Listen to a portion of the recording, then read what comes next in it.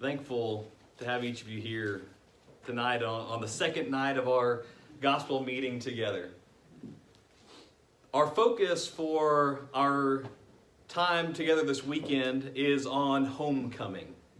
We just sang this song about how this world is not our home, and how we strive as Christians and we look forward to that day where we can enjoy that ultimate heavenly homecoming, where we can join God for eternity in heaven. But as I mentioned last night, I think God in His infinite wisdom understood that until we are able to find ourselves back home, we need the church.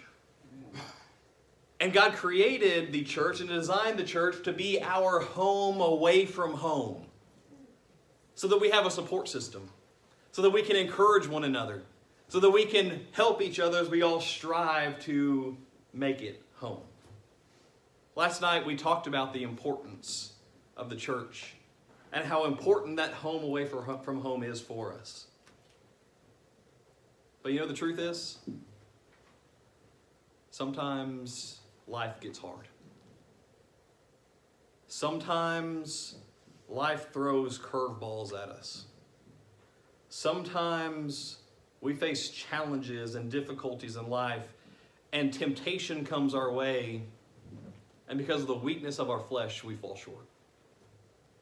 And sometimes we find ourselves wandering away from the home away from home. Tonight, we're going to spend a few minutes talking about how we can ensure that we find our way back home. And as we consider this idea, we're going to be focusing on this parable of the prodigal son. So if you have your Bibles, I'd encourage you to turn with me to Luke chapter 15. And we're going to really sit here in this passage for our whole time together tonight. And as we consider this parable, what I want us to notice is there are really three outlooks that paint this picture about truly coming home. What we're going to notice as we look at this parable, there are three characters in this story, and all of them provide a different outlook for us about what it takes to come home. We're going to look at the youngest son, the one who has wandered away from home. We're going to look at the second outlook of God and His response to that one who had wandered away from home. And third, we're going to look at the outlook of the older brother as the one who is welcoming home the one who had wandered away. So we're going to consider those three outlooks together tonight as we think about this idea of how to come home. So as we begin, let's think about this first outlook. This first outlook is the youngest son, and that's the one who has wandered away. Maybe that's me tonight.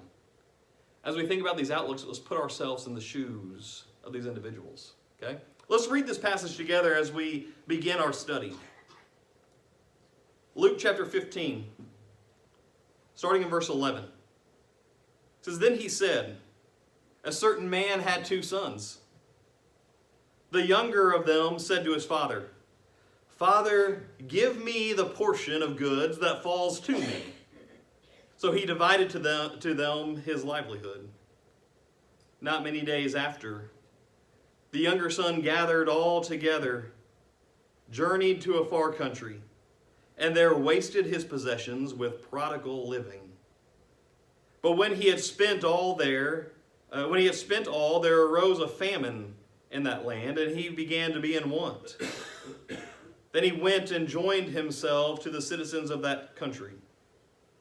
And he sent him into his fields to feed the swine. And he would gladly have filled his stomach with the pods that the swine ate. And no one gave him anything. But when he came to himself, he said, 'How many of my father's hired servants have bread enough and to spare, and I perish with hunger? I will arise and go to my father, and will say to him, Father, I have sinned against heaven and before you, and I am no longer worthy to be called your son. Make me like one of your hired servants. Here, in Luke chapter 15, verses 11 through 19, we see this first outlook.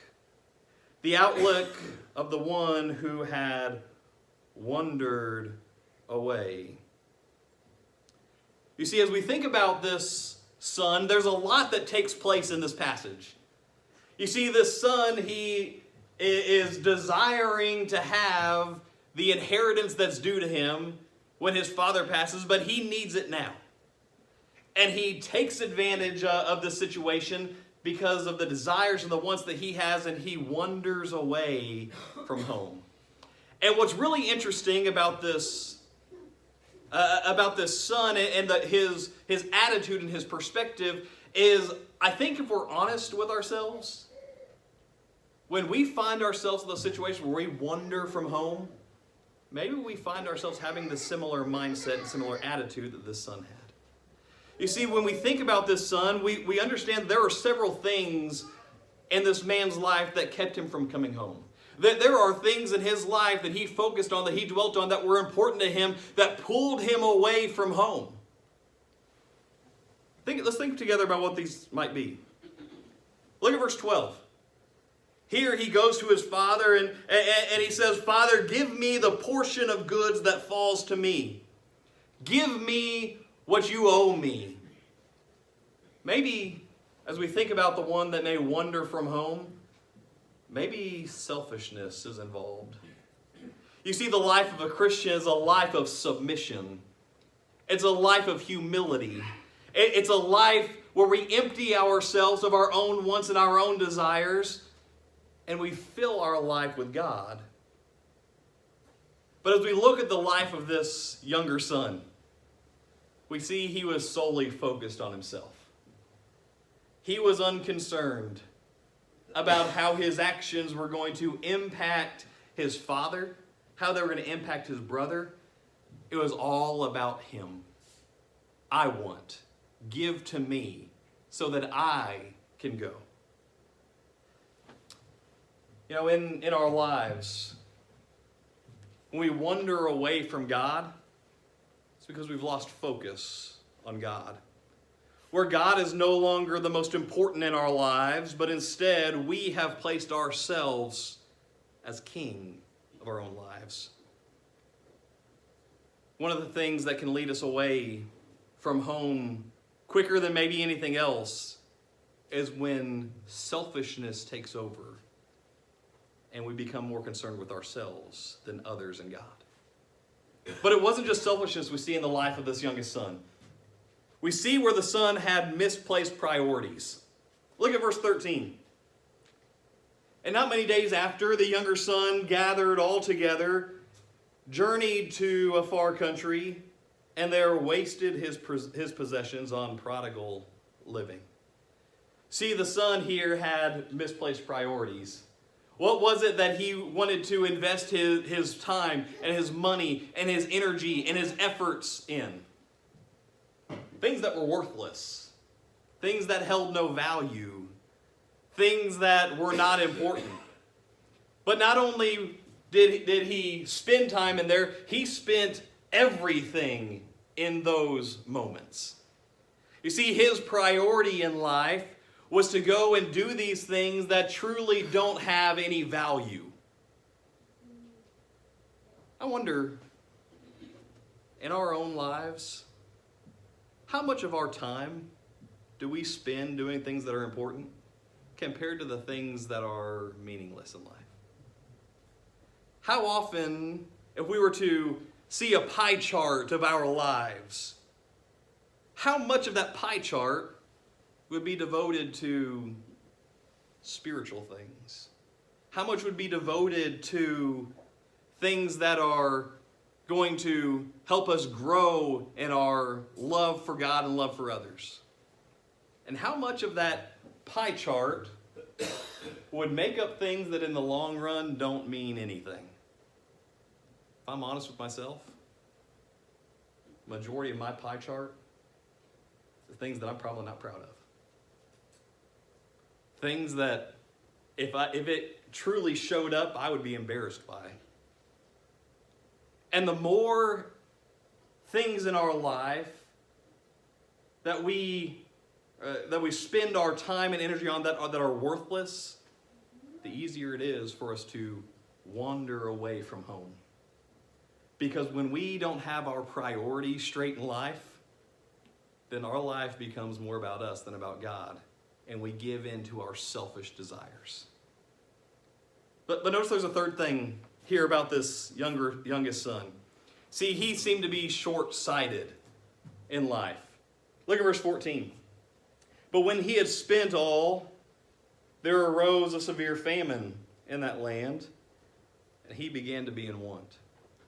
You see, this youngest son was not concerned about tomorrow. He wasn't concerned about what he's going to do the next day. He was concerned about the here and the now. He was concerned about instant gratification. I'm going to take what I have and I'm going to make the most of it right now, because now is all that matters. And the problem he ran into was he couldn't anticipate a famine was going to come. So now he's lost all of his resources. He's lost all of his relationships. And now he's left to deal with this problem on his own, and he's not capable of doing it. Why? Because he was short-sighted in life. You know, we live in a world that is focused on instant gratification. You know, we're hungry. We go through a drive-thru, we have food in minutes. If we're in need, we can get what we need instantly in a convenience store. We live in a world of instant gratification. And as a result, oftentimes we become short-sighted in life. Not just when it comes to physical things, but oftentimes when it comes to spiritual things. How often do we find ourselves more concerned about today than we are about eternity? How oftentimes do we find ourselves more concerned about, I just got to get by today, so I'm going to do what it takes today. But we forget about how our actions impact our future. You see, this youngest son, he was a man that was focused on the here and now. And as a result, when things came in his life that he couldn't have anticipated, he found himself in trouble. I don't know in your life what it is that maybe tempts you or pulls you away in those moments of difficult or struggle in your life. I don't know what it is that may cause you to, or tempt you to drift away from home. Maybe it's selfishness. Maybe it's misplaced priority. Maybe it's short-sightedness. I don't know what it is. But I hope that you can identify that in your life. Because the sooner we can identify those things that are keeping us from coming home, the easier it is to find ourselves walking back home. You see, it took a lot for this youngest son in this parable to come back home. But I want us to notice what it took. You see, yes, this man wandered from home. But the good news is he came back. But what did it take? You see, for this man, it took a reality check moment for him. Look at verse 17 with me. It said, but when he came to himself, he said, how many of my father's hired servants have bread enough and to spare, and I perish with hunger? Here, as this son has hit rock bottom in life, and he's longing to eat the food that he's feeding to the swine, he came to himself. He had a reality check moment. What am I doing? What have I done? I can't believe the position I find myself in now because of the actions that I took, because I was so selfish, because I was so short-sighted, because I had my priorities misaligned, and now look where I'm at. I can't believe where I'm at. Sometimes in life, it takes hitting rock bottom for us to realize we need to make some changes. And that's a difficult moment if we've ever been there in life. To know that I can't go any lower than I am right now. But sometimes we need that. For this youngest son, he needed to hit rock bottom to realize that he messed up and have that reality check moment. And as a result, he thought back to home. Look what my father's servants had at his house. They were never in want. And here I am, so selfish and walked away from home, and I need home. Sometimes a reality check moment is what it takes for us to focus back on home. Maybe it takes taking ownership of our past. Look at verse 18. Here's the youngest son again speaking about this reality check moment. He said, I will arise, and I'll go to my father, and I will say to him, Father, I have sinned against heaven and before you. One of the hardest things in life, I think, is owning up to our mistakes. It's so easy to make excuses. It's so easy to blame others for our mistakes. It's so easy to come up with a reason why and to justify our actions. But it's only when we own our mistakes and we own our past that we can truly begin the path of coming home. This youngest son, he acknowledged, Father, I have sinned against you. I have wronged you. I thought I knew what I was doing. I thought what I was doing was right. I know now I made a mistake. And I know how much it's hurt you. And I know how much it's impacted you. And that's on me. And I'm going to do what I can to make it right. You see, it takes sometimes having this moment where we acknowledge our wrong and we are willing to voice our wrong before we realize our need to come home. Owning our mistakes is crucial if we're going to find ourselves on a path back home. It also takes humility.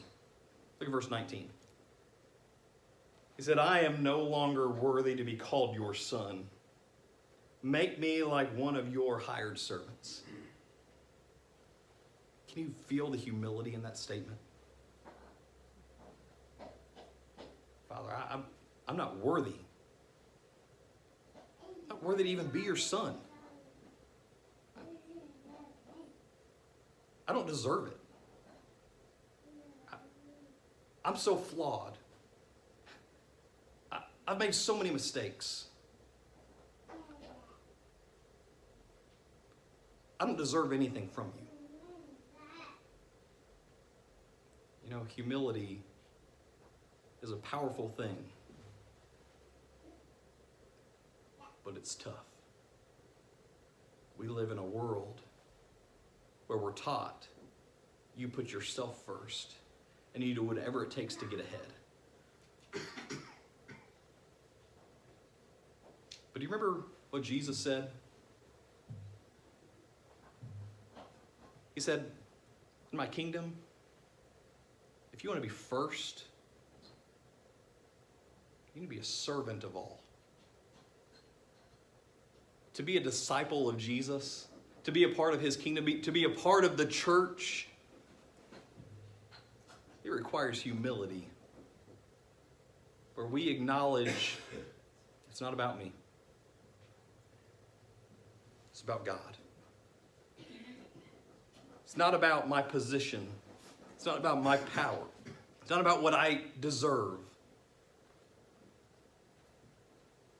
It's about elevating God and lowering myself. In this life, if we're going to come home, we must take on humility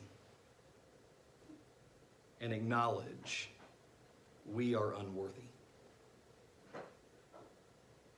You see, coming home is a personal, individual decision that's characterized by a change of heart and a change of mind. As we think about this youngest son in this parable, the difference in his attitude and his actions from the beginning of the parable, starting here, verse 11 through 13, to where he is acknowledging his sin in verses 17 through 19 is unbelievable. You see, because he hit rock bottom, he had a complete change of heart and change of mind. You see, the Apostle Paul in Romans chapter 12 tells us in this world we are to not be conformed to the world, but to be transformed. How? By the renewing of your mind. See, if we're going to come home, it requires more than just acknowledging our faults. It requires more than us just realizing we've made a mistake.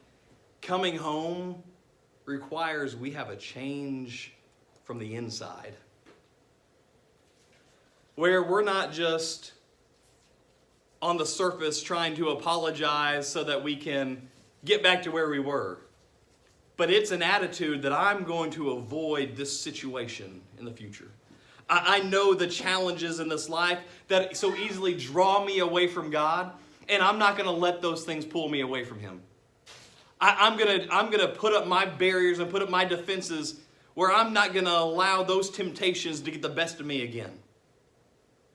Truly coming home requires a change of heart and mind. You see, we can physically come back home, but that doesn't mean that we are mentally, emotionally, and most important, spiritually back home until our hearts and our minds have been changed because we have humbled ourselves before the King. As we think about this first outlook of coming home, we acknowledge that sometimes we fall into this category where we've wandered away from home. And it takes some work and some effort to come back. Maybe tonight, maybe you fall into this category. And if you do fall into this category, here's the good news. The good news is we serve a God that is waiting for us and longing for us. Notice the second outlook here that we notice from this passage about coming back home. And it's the perspective of God. Notice with me Luke chapter 15, starting in verse 20. It says, "But he arose and came to his father. And when he was still a great way off, his father saw him and had compassion and ran and fell on his neck and kissed him. And the son said to him, 'Father, I have sinned against heaven and in your sight, and am no longer worthy to be called your son.' But the father said to his servant, 'Bring out the best robe and put it on him, and put a ring on his hand and sandals on his feet, and bring out the fatted calf here and kill it, and let us eat and be merry. For my son was dead and is alive again. He was lost and is found.' And they began to be merry." Here, the second outlook, as we consider the idea of coming home, we see the perspective of God, the Father in this parable. Notice with me the response of the Father. Notice verse 20. What was the Father doing as the Son begins his journey back home? Verse 20. "As the Son arose, he came to his father. But when he was still a great way off, his father saw him." I love this verse. Let me ask you a question. How was it that the father was able to see his son from a far way off? Here in this parable, Jesus paints a picture of God looking out on the horizon and watching and waiting and longing and hoping so badly to see his son walking down that road. I'm convinced in this parable the father didn't just happen to look over and to his shock there was his son. The picture that's being painted is as a father who is anxiously waiting and looking and longing. That's powerful. You know, in those moments in life where we wander away from home, what we deserve is for God to say, "You're out. Look what you've done. I can't believe you would turn your back on me." But what is God doing? Waiting and longing and looking for us. It's powerful. We serve a God that regardless of our past and regardless of our mistakes, he's looking for us and ready to come and meet us when we choose to come home. But notice, second perspective here of the Father. We see his compassion on the Son. Here he sees his son from a far way off, and when the Father saw him, he had compassion, and he ran and he fell on his neck and he kissed his son. You know, human nature for us is when someone wrongs us, we hold that against them. There are a lot of times where people may do something that maybe isn't really that big of a deal, but we let it impact our relationship with them forever. We hold on to things, and it's hard to let them go. But what did the Father do? You know, the Father didn't run and see his son and say, "Hey, what'd you do with all of the possessions, with all the money that I gave you? Where is it? Hey, what'd you do when you were afar off? Why'd you lose everything? Hey, what in the world were you thinking? Hey, I can't believe you would disrespect me in that way." The Father didn't say any of those things. In fact, the Father didn't say anything. The Father ran and hugged his son and kissed his son. Why? Because his son had left home, but he came back. He shows compassion for his son. Not only did he show compassion for his son, but we see he begins celebrating with his son. He brings in the best robe and puts a ring on his hand and sandals on his feet, and they kill a fatted calf, and they have a feast, and they were married together. When was the last time you threw a party for someone that hurt you? When was the last time that someone did you wrong and you celebrated with them? His son didn't deserve a party. He didn't deserve the best robes. It was not about what he deserved.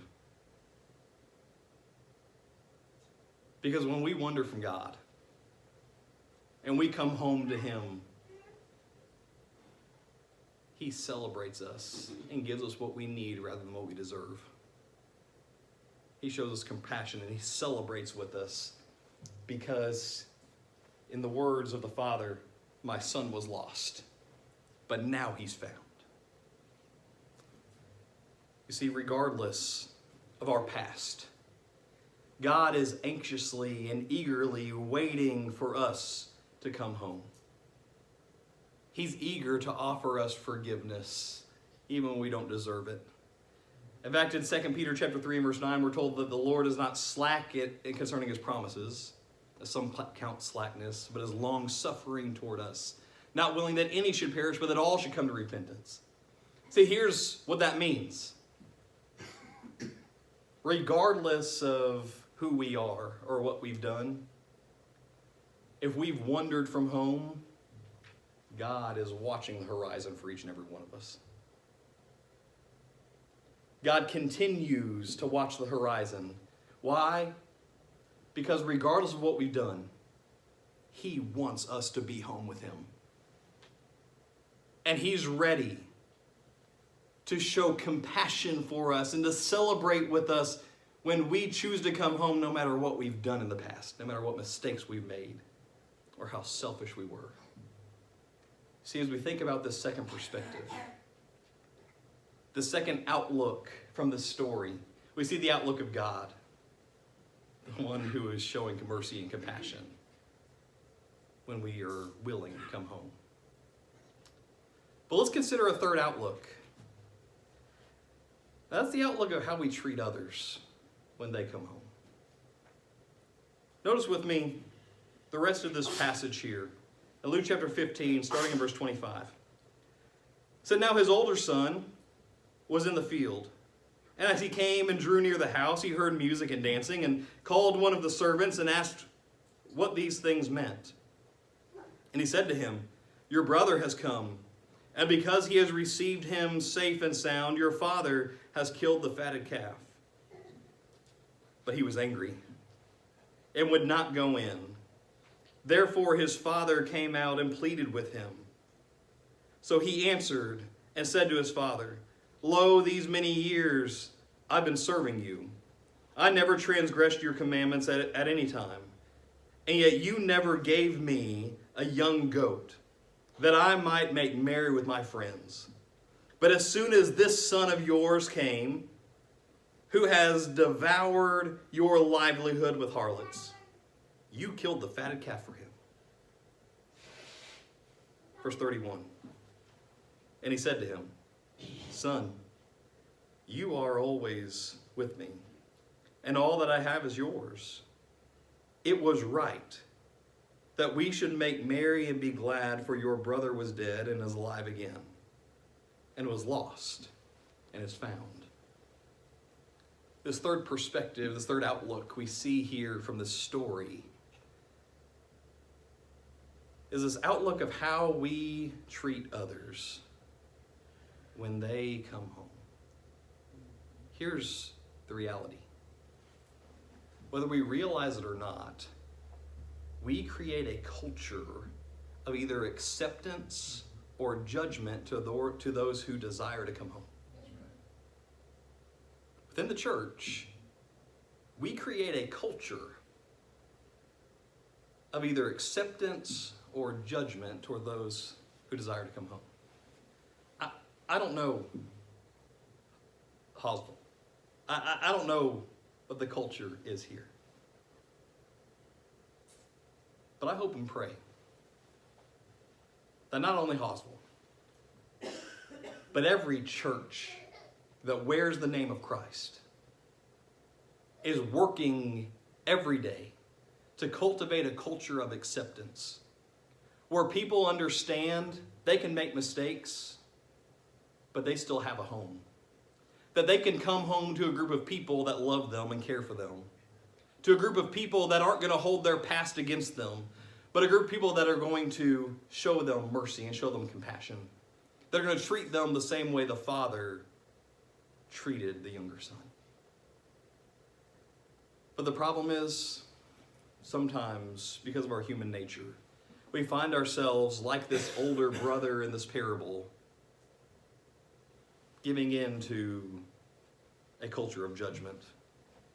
Notice with me the response of this older son to his brother coming home. We see in verse 28, we see where he is unloving toward his brother who came home. It said, but he was angry, and he would not go in. He was angry that his father was celebrating that his son had come home. He was angry because of what the son had done. And as a result, he is unloving towards the one that came home. See, when we are unloving towards someone that seeks to come back home, maybe we're unwilling to forgive. Maybe they've hurt us. Maybe they have done something that has impacted our lives profoundly. And as a result, we just don't know how to forgive them. See, when we find ourselves in that position, people feel it. Sometimes, even when we try to put on a facade and try to pretend like we're okay, we can sense when someone doesn't want us around. I wonder, when someone chooses to come home and they sense people don't want them around, that people don't forgive them, I wonder what's going to happen to that person. My guess is, more often than not, that person will wander back away from home. If they don't want me at home, I'm not going to be there. See, when we're unloving, maybe we become unconcerned about the physical and the spiritual well-being of others. We become more concerned about what they've done than about their true well-being. To this older son in this parable, he was angry with his brother. And he was angry with his father for welcoming him back. Yeah, the son made mistakes. Maybe he didn't deserve to have the fatted calf killed for him.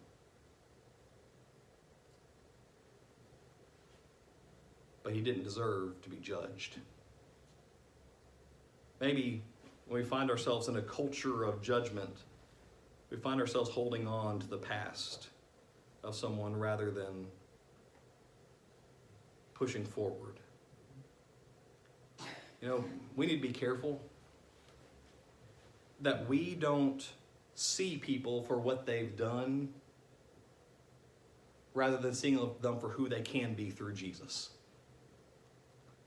Maybe, and all of us, I think, can do it.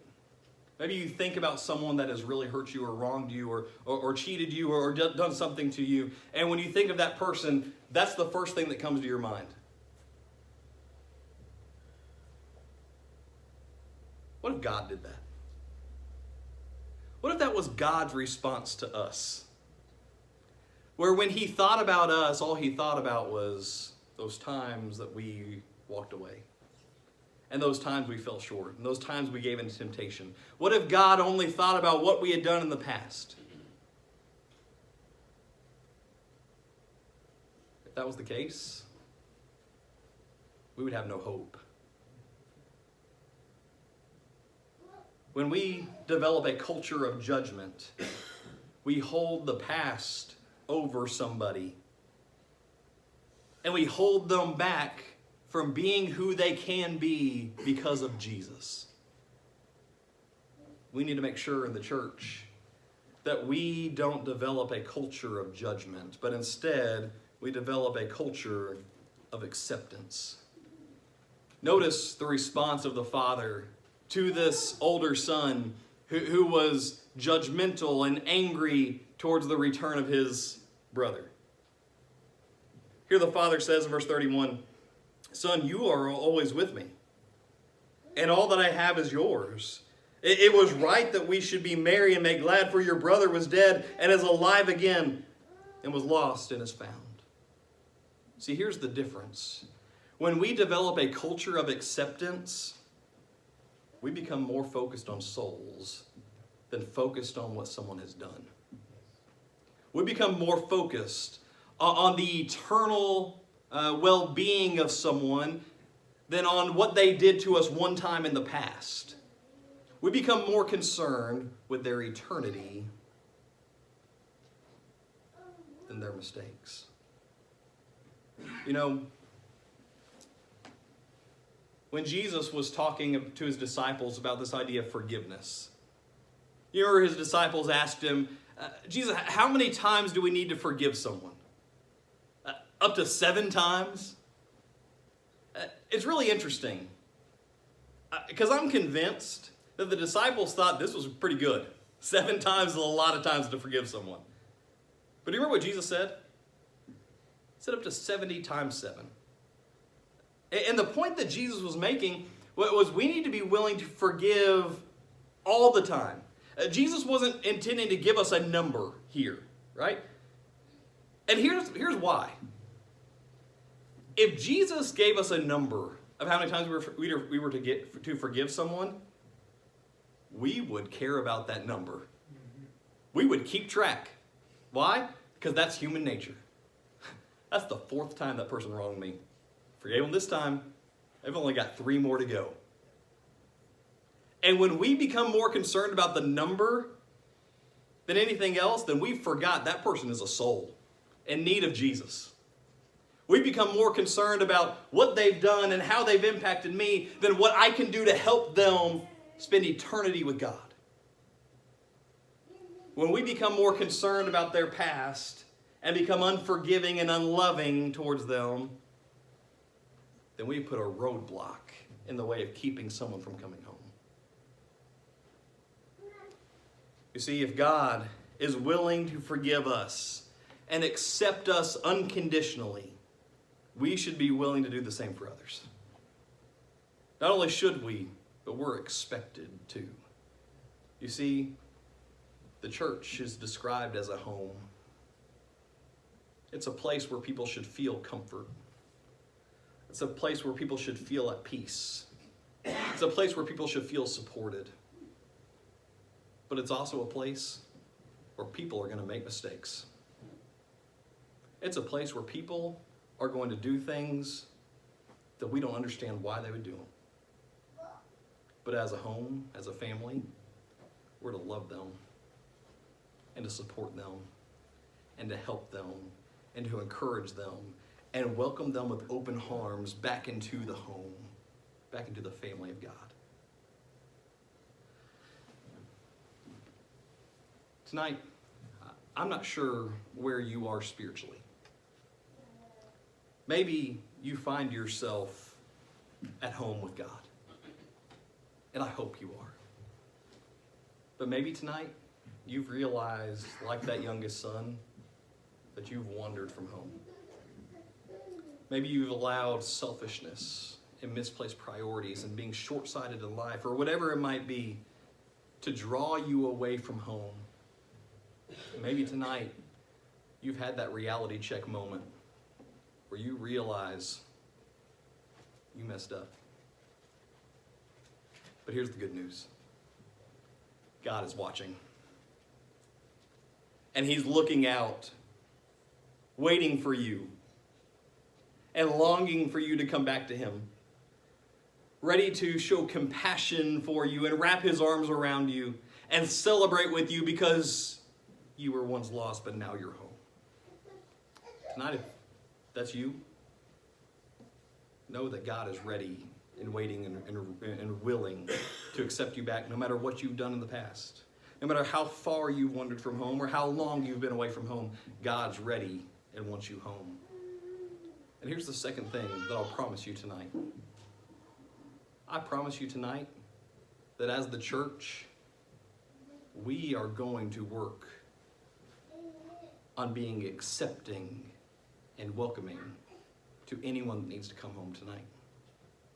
I promise you and guarantee you that if you need to come home tonight and you make that decision to have a change of heart and a change of mind, that the church is going to embrace you, that the church will love you, the church will pray for you, and the church will support you and help you as you find your home together here with Christ. Tonight, if you need to come home, don't wait. Don't hold off any longer, but come into the open arms of God as we together stand and sing.